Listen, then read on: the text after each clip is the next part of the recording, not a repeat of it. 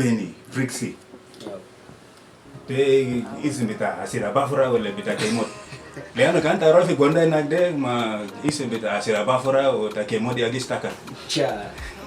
So it seems that how this name came about is isn't I Benson the real one, but while in high school or college people like calling me Benny. So I have always that passion for music, and I have that desire, that love for music. I've been listening to gospel music, and the kind of gospel I've been listening to is mostly rap. So how that name comes about, people like calling me Benny, and I just say, let me just make my stage name as Benny. And Drexie came in like, it was just a joke. I was trying to write things out, Drexie, something that sounds nice. But then in the aspect of gospel music, I just have to say this name need to make meaning. So it's more of like an abbreviation. So it's more of like do, write, express, integrate everywhere. So that's the whole meaning of the Drexie name. It's like an abbreviation for each letter. D stand for do, R stand for write, EX stand for express, I, integrity, the E is everywhere. So it's just like, not just a name, but it's an abbreviation for my lifestyle, a description for who I really am. So if you hear Benny Drexie, it's not just an ordinary name, but it's a lifestyle. Ayo, good. So today we're excited to have you. Can you try to give a listener a journey of your music, like Tabada Barnami Tagani Fiatisena? So my first ever released song was in 2000. كانت أبغى ريلاك بدا باللغة العربية البسيط ولا كان بعرفين هناك مليان ما في مشكلة. جنات العادي في غوندو هناك ده كلهم فاين برنامج ده. So we are together now for this year 2018. That was the first time I now in the studio recording song. So the song talks about my life and how my faith was. So the I've been listening to gospel rap. It's a group of guys called Drexie. They are more based on this scripture verse that says Romans 3:16. I mean Romans 3:16. Romans 1:6. Yeah, Romans 1:16 that talks about not being ashamed of the gospel of Christ. Then it's about this kind of Afro music, hip hop. So and the music but I also love this Afro kind of jam. So I was like, if I have this talent, why shouldn't I use it for God's glory? So that is when I started trying to record, imitating my inspirations from the hip hop world, R&B world. Then Afro came in, so I was just trying to fix my music along that line of the man made it. So that's basically the kind of music I do. It's gospel, but how it sounds more Afro, rap, hip hop, But the most important thing, the message. The message, yeah, that's what I'm most focused on. I want to drive my audience, everyone I'll gas malana kede. Message alana ki pass lemon de kede ile suku de rabo no kede muna fine gari. Fi sababu al bang de dikil ma de rabo na fi. Terrigal sababu de bang de rasu ma quest. So their music alana be try to develop the yengi. Yeah. Chris, very good explanation there. Lano fi nas tanin kana unasuma gospel in form of hip hop. That person will not take time even to understand the message. So they be there can be there. The niggas there, out there, they are there. But the message, as you say.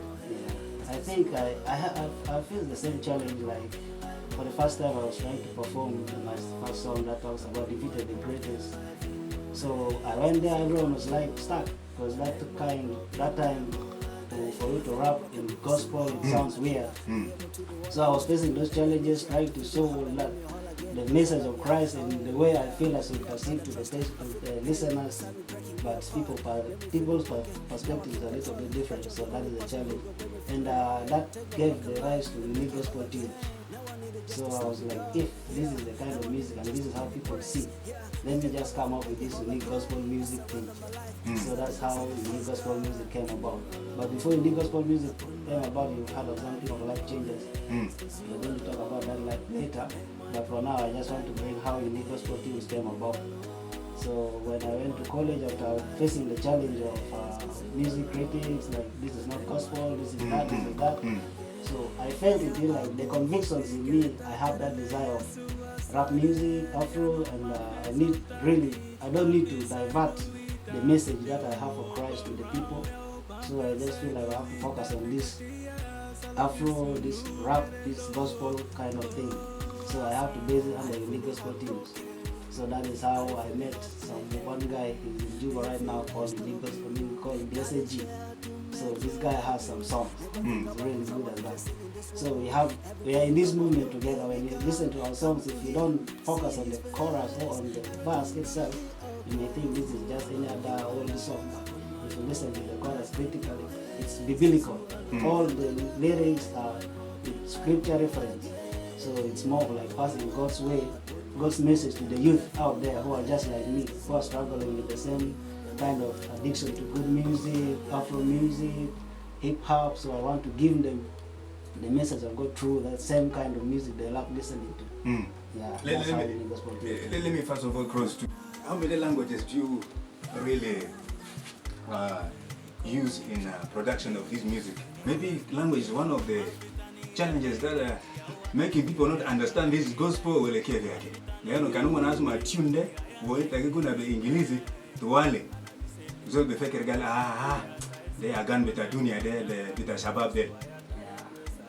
Looking at my society, I think my music is mostly in English.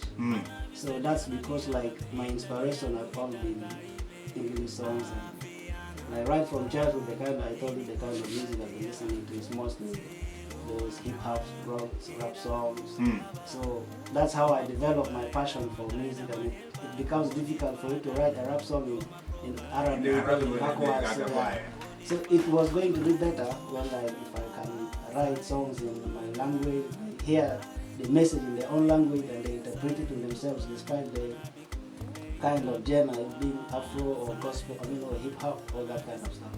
But most of the music you can hear in the background is mostly English. But I thank God one of my colleagues, that is Blessed G, respect to him, is right now in Juba, but we are always in touch with him. Anything, we always communicate. If there's something going on, we always let ourselves know. So he's very good in Arabic, and when we do songs and you hear that song in the background, I take that English part, but now he's basically fixed Arabic. So such that we balance our audience. Those who could not understand English, they will listen to the Arabic part and they'll be like, yes, this is gospel. Good. Are you solo or you people in group? Like you were just alone, or you were in group with other artists under one umbrella? Yeah, let me get that word is best to describe it. They are like under one umbrella, but I can be an independent artist.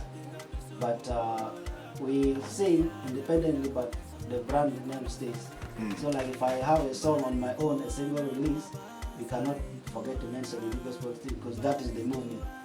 We are operating under that umbrella of the gospel team, because everything you do has to go by the lines of that. But we are not restricted to because there are those kind of bands where once you start singing alone, you cause problems to your other colleagues. But for us, it's just like a governing authority that help us to go in the system of music that you want to pass. Yeah. Good. How many songs do you have? Let them to come again. The one I can say that I validated 7. There are 7. Yeah. There are others in the production. There are others that are yet to come. Good. So there are those that are written, overthinking for production, but those ones that I've shared are the ones now official for consumption. Good.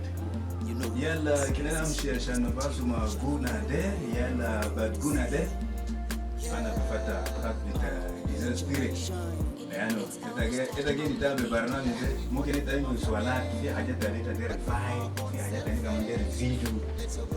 You never know, maybe somebody wants even to come in so that we join the group, or